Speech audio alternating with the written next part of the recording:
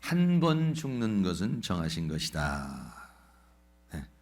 사람이 이 세상에서 살면서 가장 두려워하는 것 중에 하나가 뭐냐면 두려움이 있지, 죽음이죠.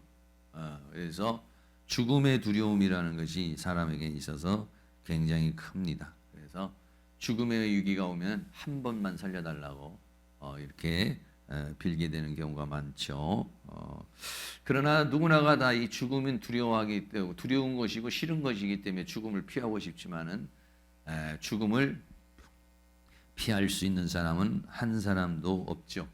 아무리 좋은 약을 먹고 좋은 환경 속에 살아도 사람은 연수의 차이는 있을 수 있겠지만 누구나가 다 죽음을 당하게 됩니다. 그래서 한 번 죽는 것은 사람에게 정하신 것이다. 여기서 정하신 것이라는 것은 아포케이마이라는 말인데 놓여 있는 것이다. 또는 운명적으로 임하는 것이다. 이런 뜻입니다.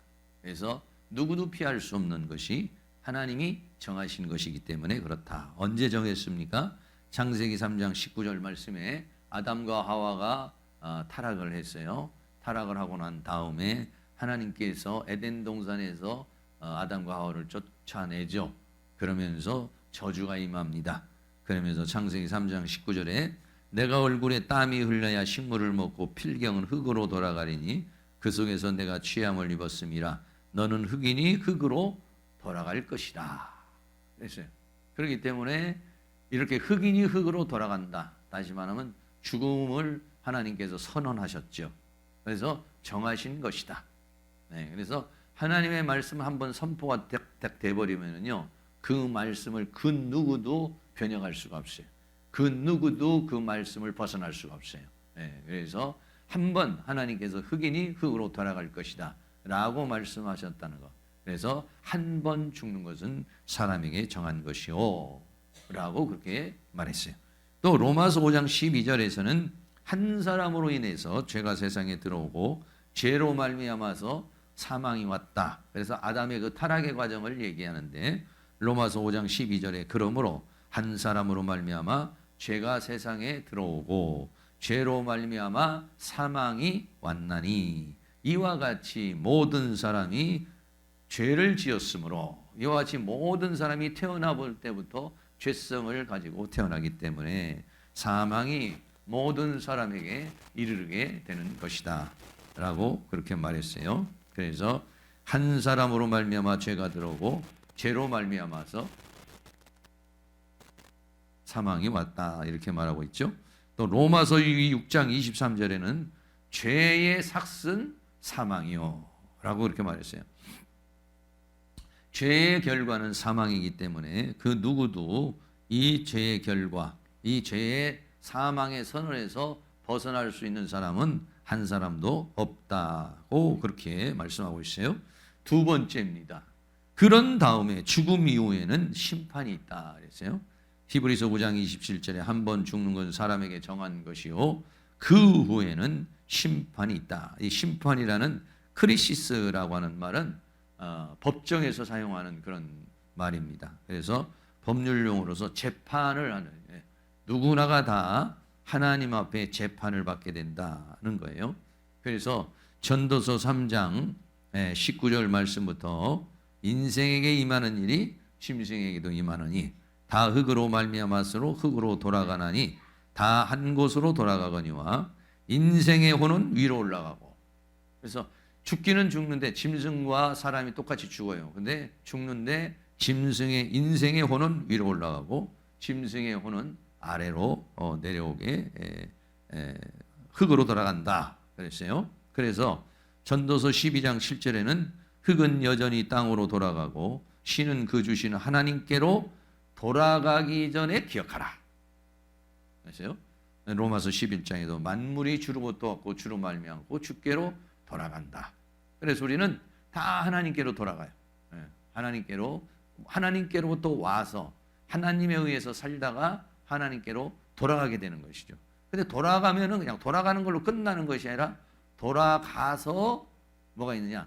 크리시스라는 심판이 있다. 재판이 있다. 어떻게 살았느냐?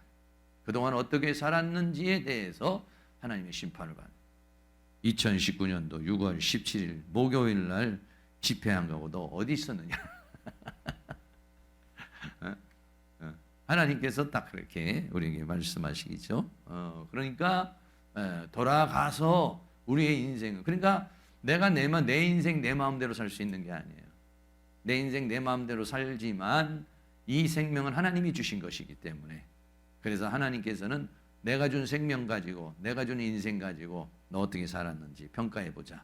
그 평가에 의해서 하나님의 심판과 하나님의 상급으로, 형벌과 축복으로 나뉘어지게 되는 거죠.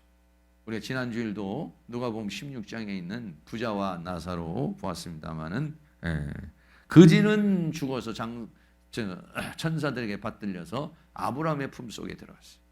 그러나 부자는 어떻게 됐어요? 음부로 들어갔죠. 음부 속에서 고통을 당해요. 죽고 나면 끝나는 것이 아니라 천국 아니면 지옥, 음부가 아니면 낙원으로, 하나님 품이 아니면 사단의 세계로 가게 된다는 것을 우리에게 말씀해주고 있는 것이죠.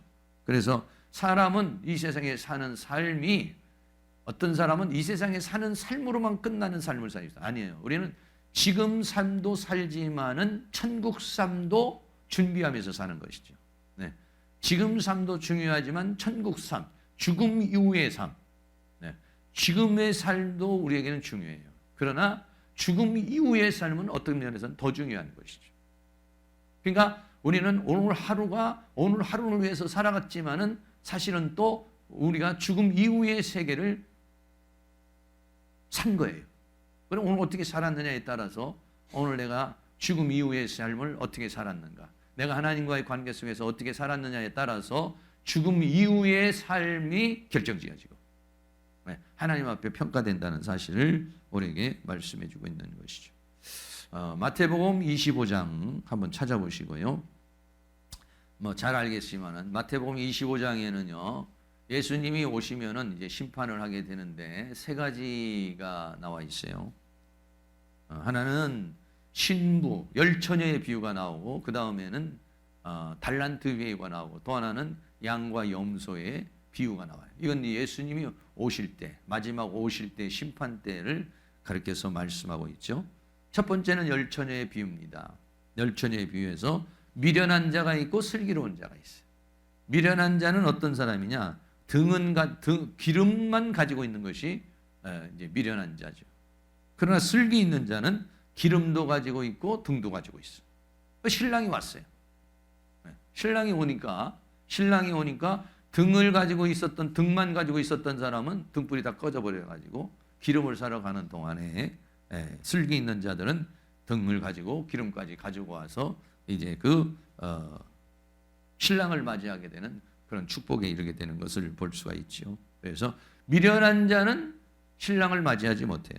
그러나 슬기로운 자는 신랑을 맞이하는 거죠. 미련한 자는 혼인잔치에 들어가지를 못해요. 그러나 슬기로운 자는 혼인잔치에 들어간다는 것이죠.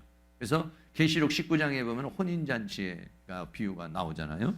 그래서 이제 우리가 주님이 오실 때 주님을 영접할 수 있는 자가 있고, 또 주님을 영접하지 못하는 자가 있다는 것을 우리에게 말씀해 주고 있어요. 그래서 신부가 신랑을 기다리는 것처럼 이렇게 기다려야 된다.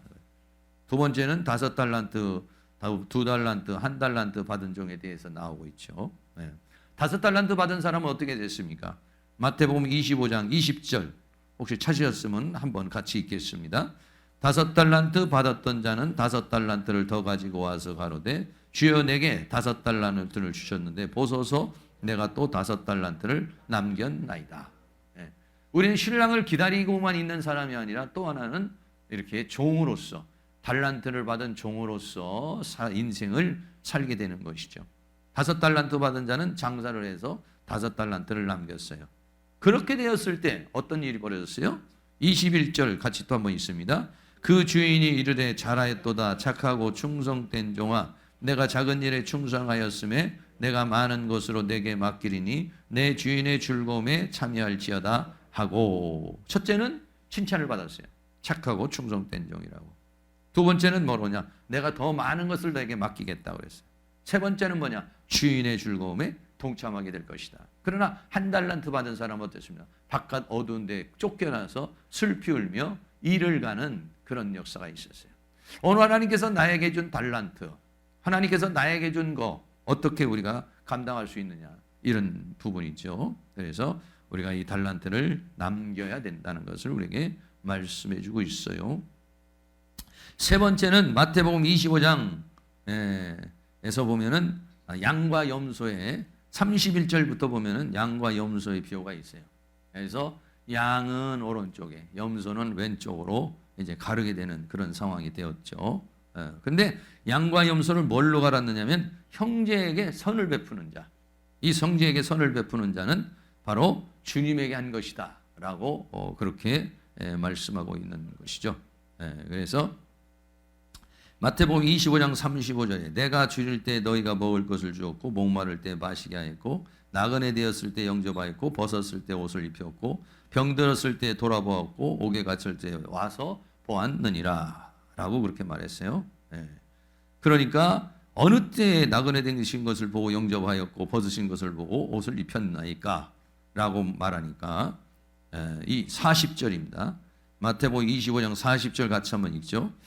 임금이 대답하여 가라사대 내가 진실로 너희에게 이르노니 너희가 여기 내 형제 중에 지극히 작은 자 하나에게 한 것이 곧 내게 한 것이다 라고 그렇게 말했어요. 그래서 형제에게 선을 베푸는 자, 이 사람이 바로 주님에게 하는 주님에게 선을 베푸는 자. 그래서 세 가지가 우리에게 주어져요. 그러니까는 형제가 우리에게 중요해요. 우리 옆에 있는 사람, 뒤에 있는 사람이 매우 굉장히 중요하다고. 내가 그 사람에게 한 것이 뭐냐면은 예수님에게 한 것이다. 그 사람이 한 것이 예수님에게 한 것이기 때문에 그래서 서로 협력하여서 선을 이루는 그런 역사를 이루게 되는 것이죠. 성경 한 구절만 더 찾겠습니다. 디모데후서 4장 7절 말씀입니다.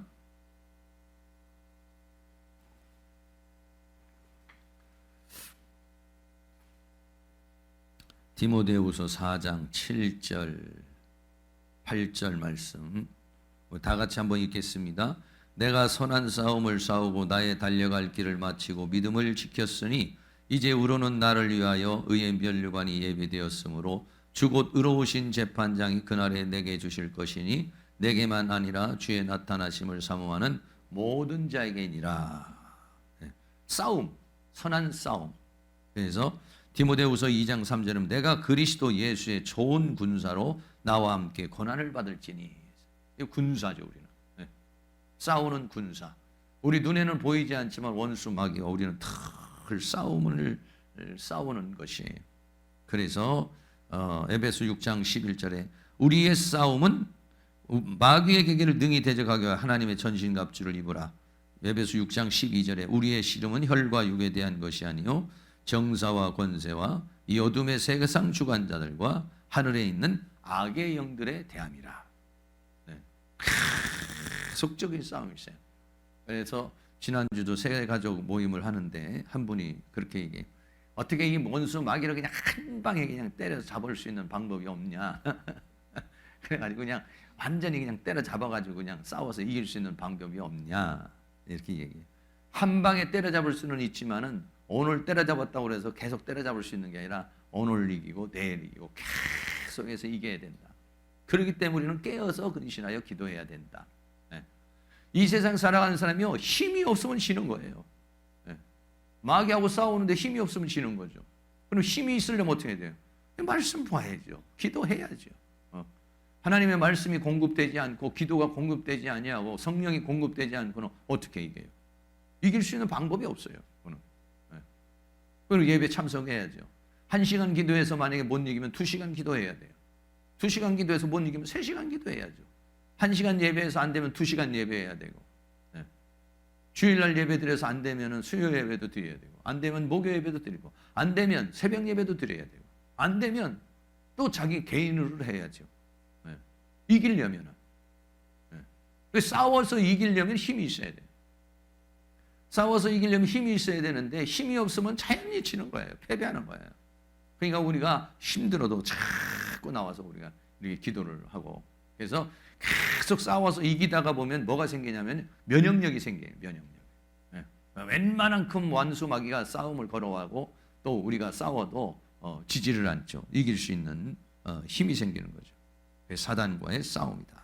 요한계시록 14장에도 보면은 하늘에 있는 군대들이 희고 깨끗한 세마포를 입고 백마를 타고 그를 따르더라. 하늘에 있는 군대라고 이렇게 얘기했어요. 하늘에 있는 군대. 네. 왜냐하면 영적 세력과 싸우는 세력이기 때문에 그렇죠. 그렇습니다. 싸움. 이 싸움이 원수 마귀가 이 세상에 존재하는 동안에는 계속적인 싸움이 있는 거예요. 네. 끊임없는 싸움이 있는 거예요. 그러니까는 뭐 이렇게 주일 낮에나 이렇게 나오시는 분이나 이런 영적 싸움을 모르면서 신앙생활하는 사람도 많아요, 사실은. 그냥 영의 세계를 잘 몰라, 영의 세계를. 그냥 교회에 나오는 게 착하게 살고 선하게 살고 교회에 나오는 게 좀 마음 편하게 살고 이러려고 교회 나오는 사람이 굉장히 많아요. 영을 몰라, 영을. 사람 안에 영이 있다는 걸 잘 모르고 영으로 살아야 되고 영이 주체가 되어 살아야 되고 영적 싸움, 영적 세계, 영적 이런 것들을 모르고 그런 거에 느낌이 없고 그런 거에 감각이 없이 살아가는 사람이 우리 교회에서도 3분의 2는요 그런 거 잘 몰라요. 이렇게 우리가 그런 거를 아는 사람은요 이 목요 예배 참석 안 할 수가 없는 거예요. 이게 수요 예배나 목요 예배 참석 안 할 수 없는 게 뭐냐면은 영을 알고 영으로 살려면은 영이 공급을 받아야 되잖아요. 근데 이런 것들을 참석 안 하는 것은 영의 공급이 필요가 없는 거예요. 영의 공급에 갈급함이 없는 거예요. 영적 갈급함이 없는 거예요. 영적 갈급. 왜 그러느냐?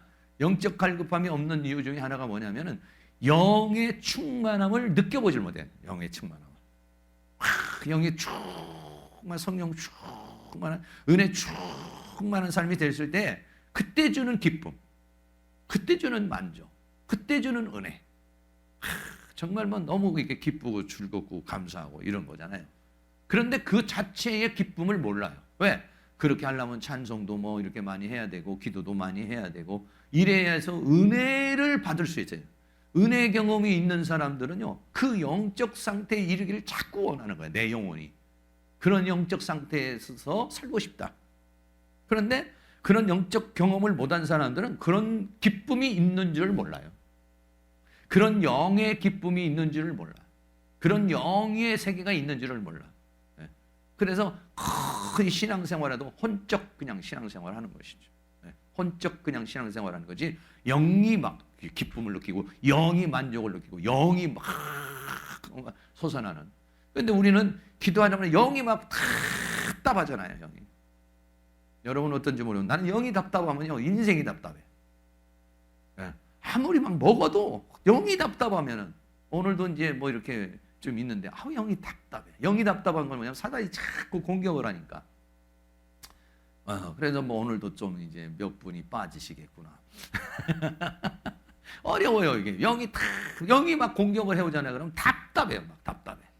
밥을 먹어도 별로 그냥 맛이 없어요. 그런데 영이 기쁘면은 별로 맛이 없는 것도 좋아요. 근데 영이 탁 다운이 돼버리고 영이 막 공격을 해가지고 영적 이 컨디션이 좋지 않아. 사단이 자꾸 공격을 하면 영의 기분이 안 좋아. 영의 기분이 안 좋아. 마음의 기분이 아니라 영의 기분이 안 좋아.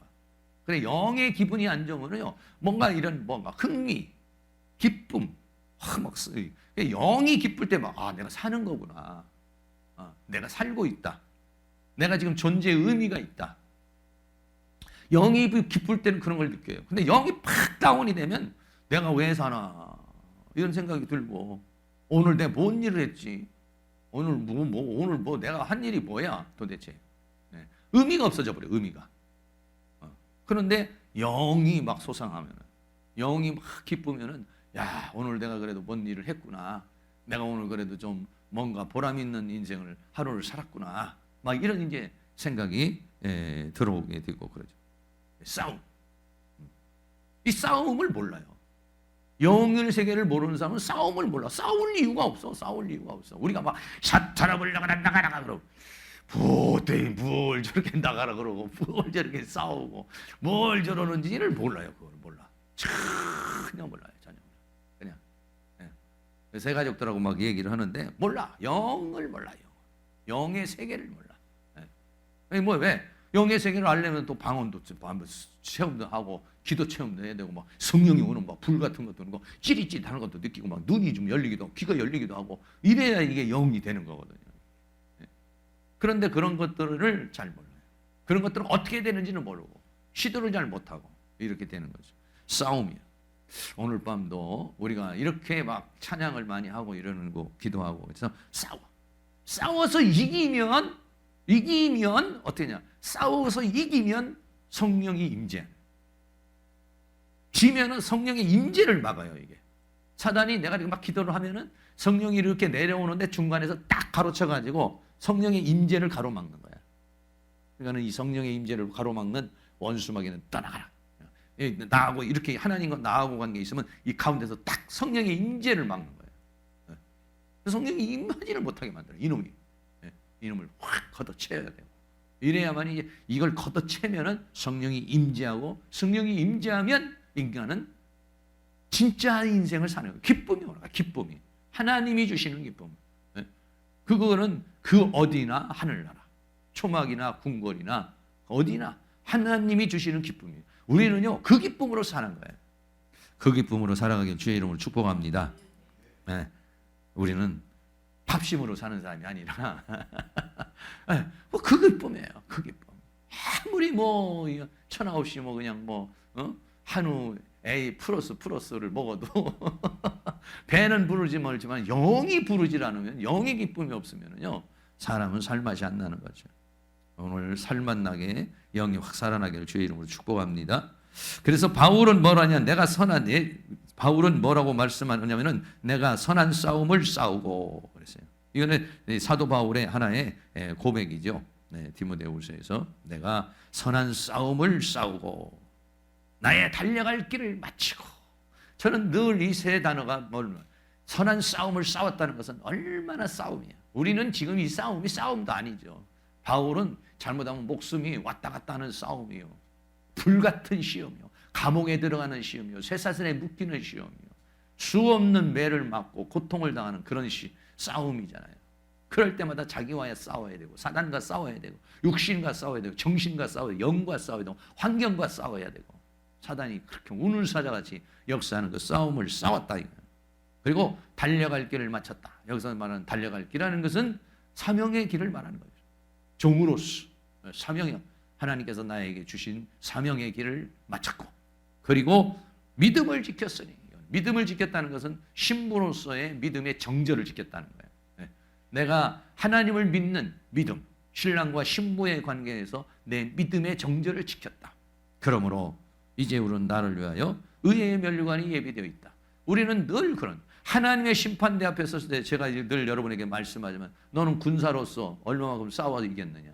너는 하나님의 종, 하나님께서 주신 일꾼으로서 종으로서 너는 내가 준 일에 대해서 어떻게 했느냐. 너는 어떤 싸움에서 얼마만큼 지고 패배했느냐.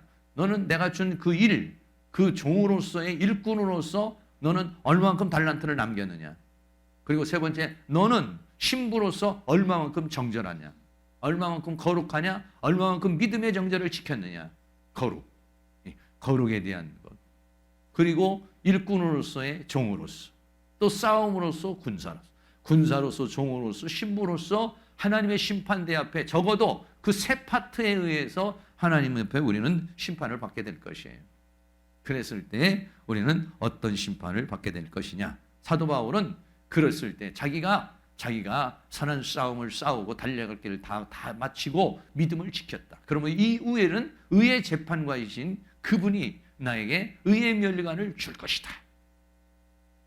이런 고백이 함께 우리 모두의 고백이 될 수 있기를 주의 이름으로 축복합니다.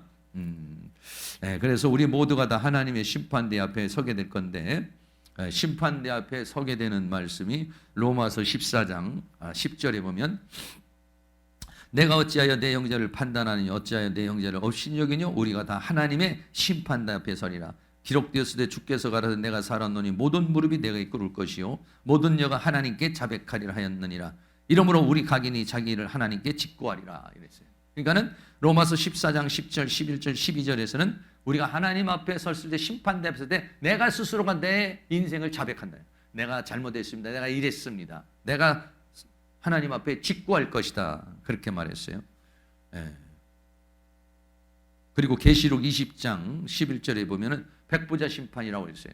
다 죽은 자들이 이제는 부활을 해서 하나님 앞에 심판되는데 거기에는 책들이 펴져 있고 그랬어요. 그래서 기록된 대로 심판을 받을 것이요 행위대로 심판을 받을 것이다 이렇게 했어요. 기록이 됐다는 거예요. 여러분, 우리의 인생은 기록되는 인생입니다. 우리는 일기를 쓰죠. 돌아보기도 하고 빠뜨리기도 해요. 그러나 하나님 앞에서 하나님은 우리의 모든 삶이 기록되어 있다는 거예요. 우리 삶이 말이죠. 다른 데 기록이 안 돼 있어도 내 머릿속에 메모리 돼 있어요. 내가 내 머릿속에 메모리가 다 돼 있습니다. 내 머리에 그 내 인생의 모든 삶을 기억할 수 있는 메모리가 충분하고도 넘쳐요. 내 머릿속에. 이 뇌 안에. 그러니까 이 뇌에서 지금은 우리가 다 이렇게 무의식 속으로 들어가 있지만 하나님 앞에 들어가서 이 뇌에서 스스로가 인생을 다 꼭 직구한다는 거예요. 스스로가 다 알게 돼 있다고. 그랬을 때 우리가 하나님 앞에 부끄러움 당하지 않고 하나님 앞에 당당히 설 수 있는 저가 되고 여러분들 될 수 있기를 주의 이름으로 축복합니다. 다시 한번 결론 내리고 우리가 기도 제목을 갖겠습니다. 한 번 죽는 것은 정한 것이요. 누구도 이 죽음은 피할 수 없습니다. 그러나 그 죽음 이후에는 심판이 있을 것이다. 우리는 심판대 앞에 어떻게 설 것이냐. 그리고 예수님이 이 땅에 오실 때는 처음에 오실 때 초림으로 오실 때는 예수님이 십자가에 못 박혀 죽으시기 전에 죄 때문에 오셨지만 두 번째 오실 때는 죄와는 상관없이 구원을 위해서 완성을 위해서 이 땅에 오실 것이다. 완성을 이루고 오실 것이다. 그때 우리는 어떻게 하냐? 열처녀와 같이 주님을 맞이할 수 있는 그런 사람이 되어야 되겠다는 것이죠. 사랑하는 모든 성도님, 이와 같이 우리 모두가 주님 만났을 때 부끄럼 없는 그런 인생을 다 살아가실 수 있기를 주의 이름으로 축원합니다.